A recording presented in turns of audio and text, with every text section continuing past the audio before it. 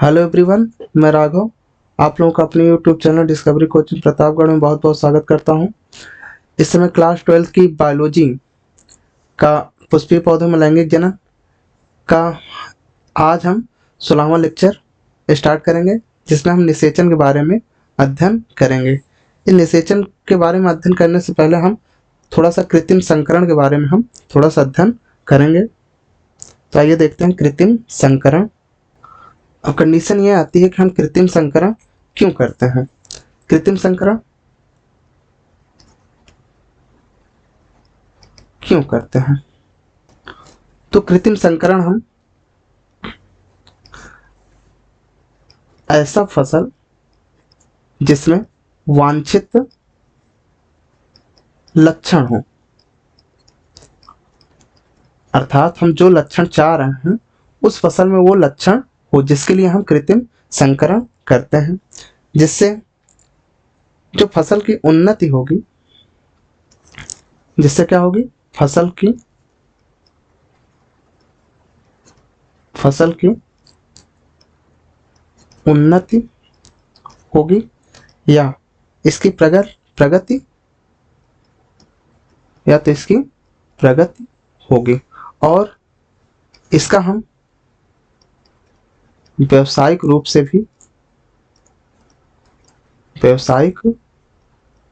भी उपयोग कर सकते हैं।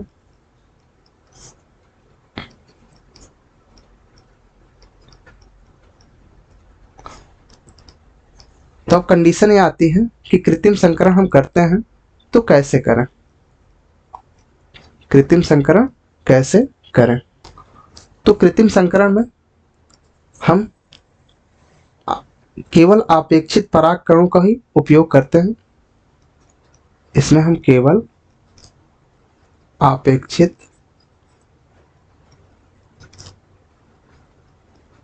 परागकणों का उपयोग करते हैं।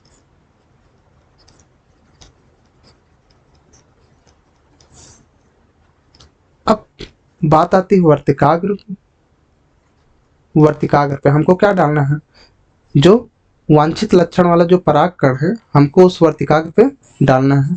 अब इस वर्तिकाग्र पे कोई दूसरा परागकण ना आ जाए, अर्थात अनपेक्षित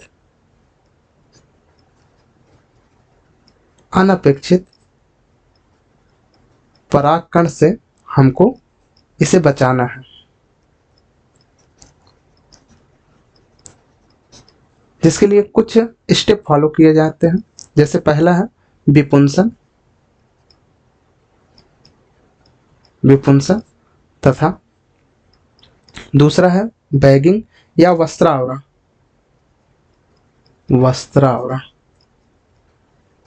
या बैगिंग होती है।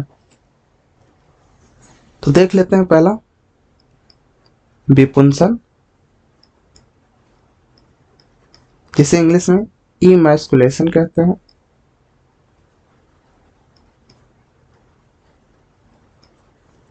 इमैस्कुलेशन, विपुंसन, जैसे कि नाम से ही दिख रहा है, यहाँ तोड़ लेते हैं बी पुन पुंस अन।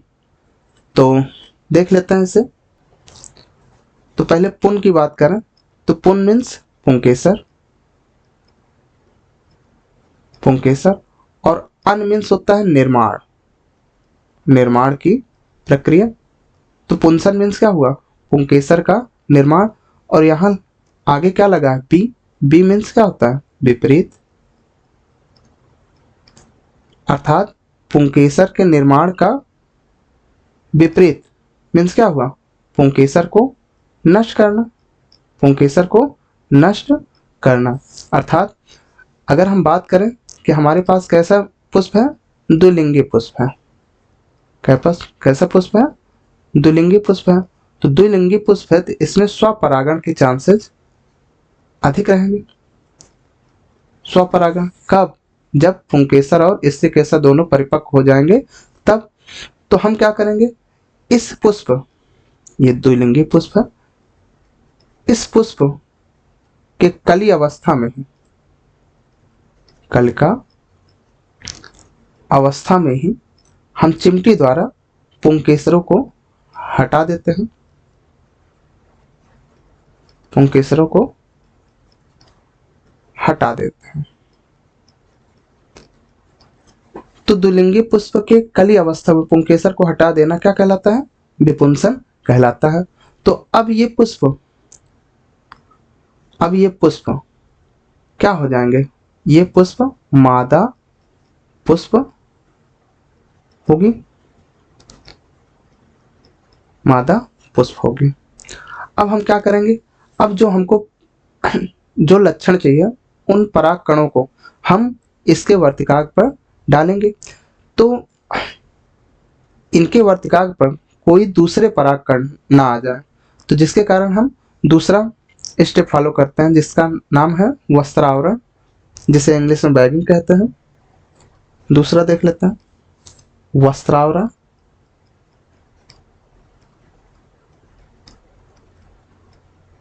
बैगिंग।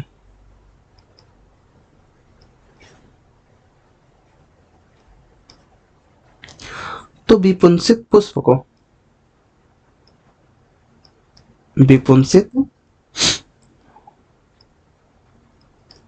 को पतले पेपर द्वारा आवृत करना या ढकना क्या कहलाता है? वस्त्रावरण कहलाता है। अब हम ये कर रहे हैं तो ऐसा क्यों करते हैं? ताकि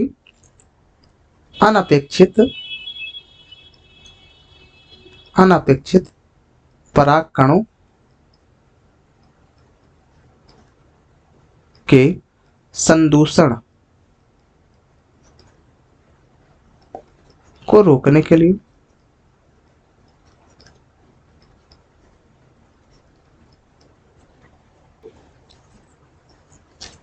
जब ये पुष्प परिपक्व हो जाता है, पुष्प के परिपक्व होने पर वांछित पराग कणों को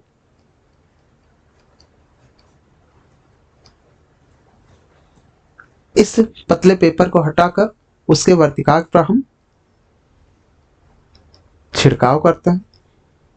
तो छिड़काव के बाद हम फिर से उसी पतले पेपर से वस्त्रावरण कर देते हैं ताकि कोई दूसरा परागकण उस पर ना आ सके, तथा हम पुष्पों को फिर से आवृत करके उन्हें हम फल विकसित होने तक के लिए छोड़ देते हैं। यहाँ पे एक कंडीशन आती है कि अगर जो पुष्प है वो एक लिंगी है, कैसा है? एक लिंगी है, तो क्या मादा पुष्प में विपुंसन करने की आवश्यकता है? इसमें विपुंसन करने की आवश्यकता नहीं होती। तो इस प्रकार से हम कृत्रिम संकरण करते हैं। तो इस विधि का हम उपयोग आनुवांशिकी में भी देखेंगे। कृत्रिम संकरण एक्चुअल मेंडल ने कैसे किया था। तो ये कृत्रिम संकरण कुछ चरण हुए। आगे देखते हैं। अब आगे देखते हैं पराग और स्त्री केसर परस्पर क्रिया। तो यहाँ हम देखें कि परागण द्वारा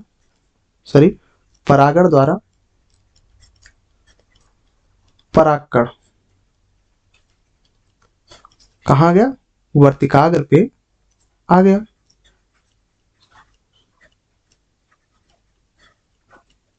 कहाँ गया? वर्तिकाग्र पे। अब यहाँ कई कंडीशन होते हैं। जैसे पहला, मान के चलिए कि स्व अयोग्यता कंडीशन में, स्व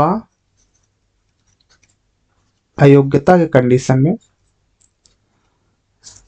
वर्तिकाग्र पर जो पराग कण है इसका अंकुरण, पराग कण का अंकुरण नहीं होता। अर्थात हम ये देख सकते हैं। दूसरी कंडीशन ये आती है कि हो सकता है उसके ऊपर दूसरे प्रजाति का पराग कण हो, दूसरे प्रजाति का भी परागकण आ सकता है, तो इसका भी अंकुरण वर्तिकाग्र नहीं होने देता। अर्थात वर्तिकाग्र में वह क्षमता पाई जाती है जिससे ये योग्य और अयोग्य योग्य या अयोग्य का निर्धारण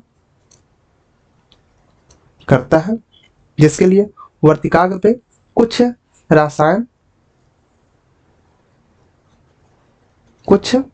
पादप रसायन पाए जाते हैं जिन्हें हम फाइटोकेमिकल कहते हैं।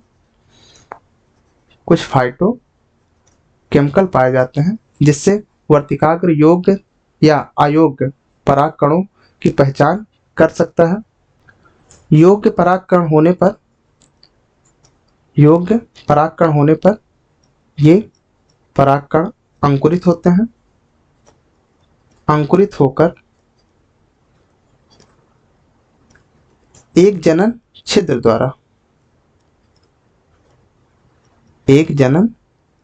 द्वारा ये परागनली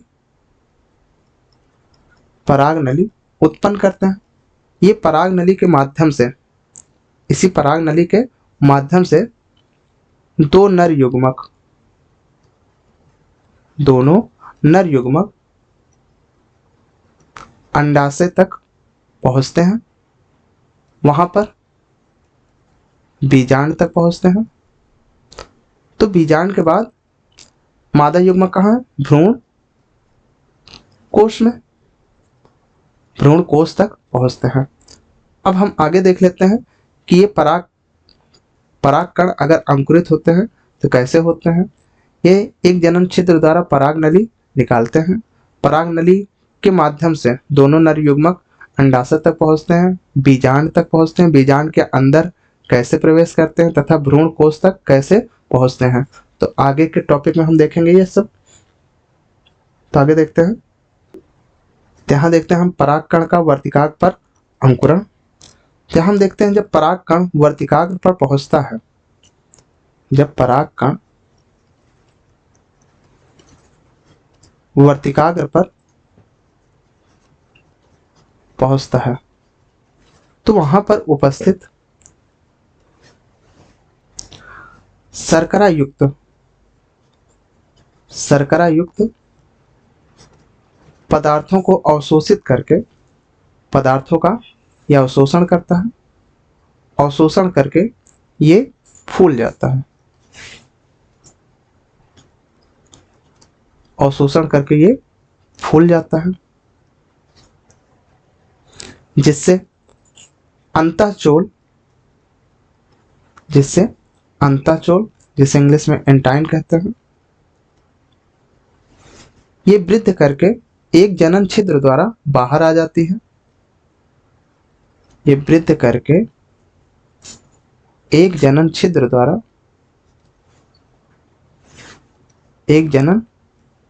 द्वारा बाहर आ जाती है।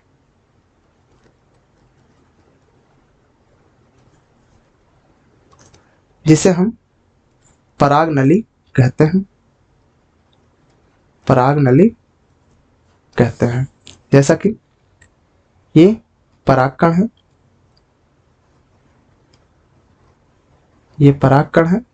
ये जनन छिद्र है। जब ये वर्तिकाग्र पे पहुंचता है तब इसका इंटाइन, ये शर्करा युक्त पदार्थ को अवशोषित करके ये फूल जाते हैं, जिसके कारण इंटाइन अब जनन छिद्र द्वारा बाहर आते हैं। जनन छिद्र द्वारा ये बाहर आ रहा है। यहाँ पर जब ये अंकुरित होते हैं तो यहाँ पे 3 केंद्रक दिखते हैं, पहला, दूसरा, तीसरा, जिनमें से ये वाला जो केंद्रक है ये कायिक केंद्रक है जो आगे चल के नष्ट हो जाएगा। तथा जब परागनली बढ़ते हुए जब अंडाशय की ओर जाती है तब जनन कोश का विभाजित करके 2 नर युग्मक का निर्माण करती है। ये क्या है? 2 नर युग्मक है। तो हम देख लेते हैं जो पराग नली है, पराग नली खोज, पराग नली खोज सर्वप्रथम जीवीएमसी ने सन 1842 में, इन्होंने सन 1842 में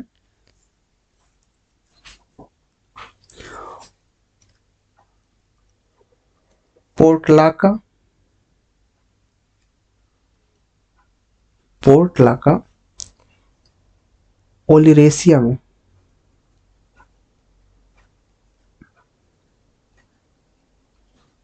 इसकी खोज किया था। अधिकांश पुष्पीय पौधों में, अधिकांश एंजियोस्पर्म में एक पराग नली उत्पन्न होती है। इस कंडीशन को हम मोनोसाइफनस कहते हैं, मोनोसाइफनस कहते हैं। तथा कुछ में जैसे मालवेसी कुल व कुकुरबिटेसी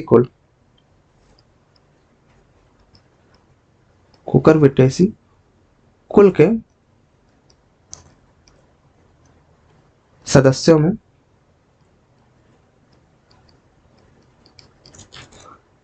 में एक से अधिक पराग नलिकाएं निकलती हैं।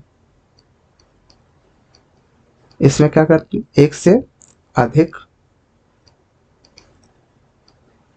पराग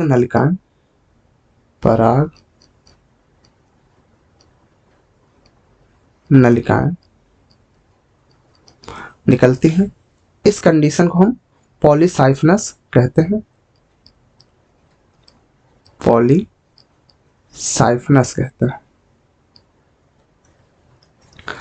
हम बता दें कि पराग नली के वृद्धि के लिए बोरान व कैल्शियम, ये दो तत्व आवश्यक होते हैं, जिसमें बोरान मुख्य तत्व है। इनके लिए उपयुक्त ताप, अगर हम ताप की बात करें तो 20 से 30 डिग्री सेंटीग्रेड उपयुक्त ताप है। इनकी वृद्धि शीर्षस्थ वृद्धि होती है, ये इंपॉर्टेंट पॉइंट है। इनकी वृद्धि कैसे होती है, शीर्षस्थ वृद्धि होती है। और सबसे लंबी, अगर हम यहां बात कर लें, सबसे लंबी पराग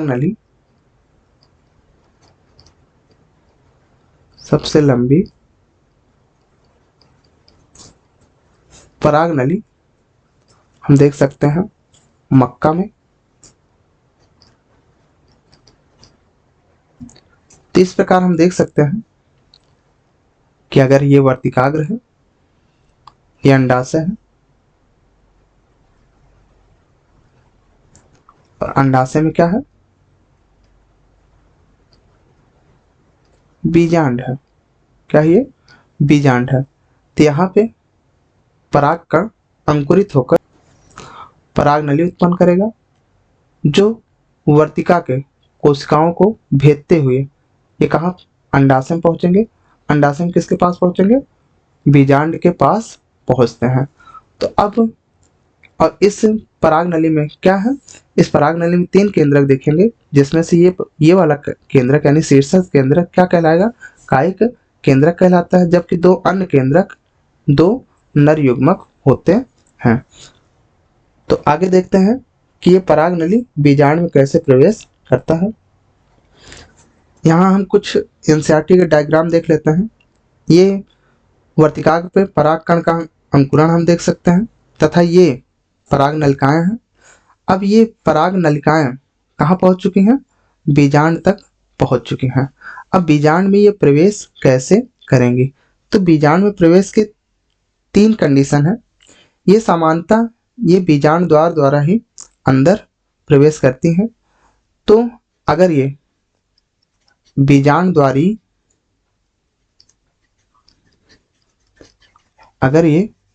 द्वारी प्रवेश करते हैं तो इसे हम अगर ये बीजांड द्वार से प्रवेश करते हैं तो इसे हम बीजांड द्वारी प्रवेश कहते हैं, जिसे इंग्लिश में पुरोगामी कहते हैं। जैसे सामान्यतः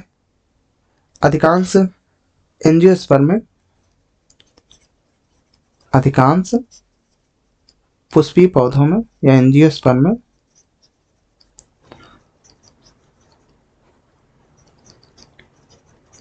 परागनली बीजांड द्वार द्वारा ही बीजांड में प्रवेश करती है। कुछ में ये निभाग द्वारा, कुछ में ये निभाग से प्रवेश करती हैं, जिसे हम निभागी प्रवेश कहेंगे। इंग्लिश में से चलाजोगामी कहेंगे, चलाजोगामी कहते हैं। जैसे कैजुराइना में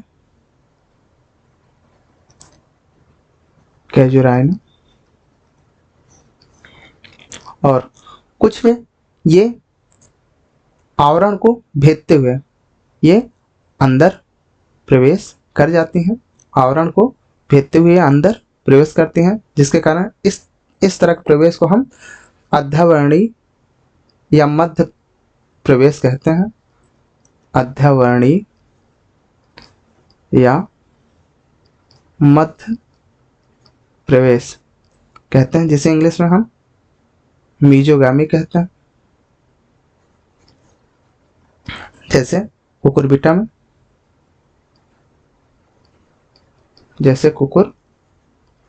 में, इनमें सबसे सामान्य पुरोगामी है। तो इस प्रकार परागनली बीजांड में प्रवेश करती हैं।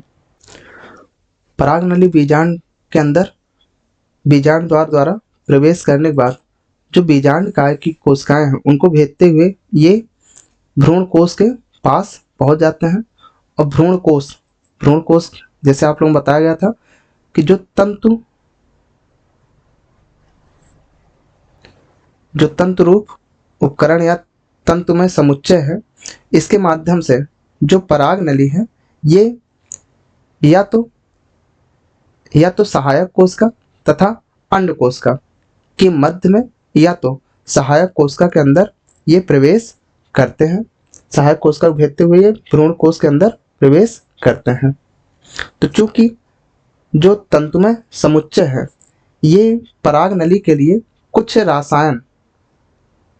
रासायन का स्रावण करती हैं, अतः हम कह सकते हैं कि जो परागनली है, परागनली जो गति दर्शाते हैं उन्हें हम रासायन अनुवर्तन, इस गति को हम रासायन अनुवर्तन या कीमोट्रोपिक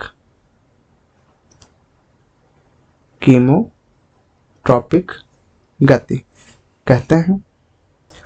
जब परागनली सहायक कोशिका के पास पहुंचती है तो सहायक कोशिकाएं नष्ट होना प्रारंभ कर देती हैं और इन्हीं नष्ट होती हुई सहायक कोशिका में परागनली भ्रूण कोश में प्रवेश कर जाता है तथा इसी सहायक नलिका में परागनली फटकर दोनों नर युग्मक स्वतंत्र कर देते हैं। तो इस प्रकार परागनली भ्रूण कोश में प्रवेश करता है तथा दोनों नर युग्मक इस सहायक कोशिका नष्ट होती हुई सहायक कोशिका में स्वतंत्र कर देता है। तो चूंकि नर युग्मक मादा युग्मक के पास पहुंच गया है तो हम अगले लेक्चर में निषेचन की प्रक्रिया देखते हैं। आज के लिए इतना ही, धन्यवाद।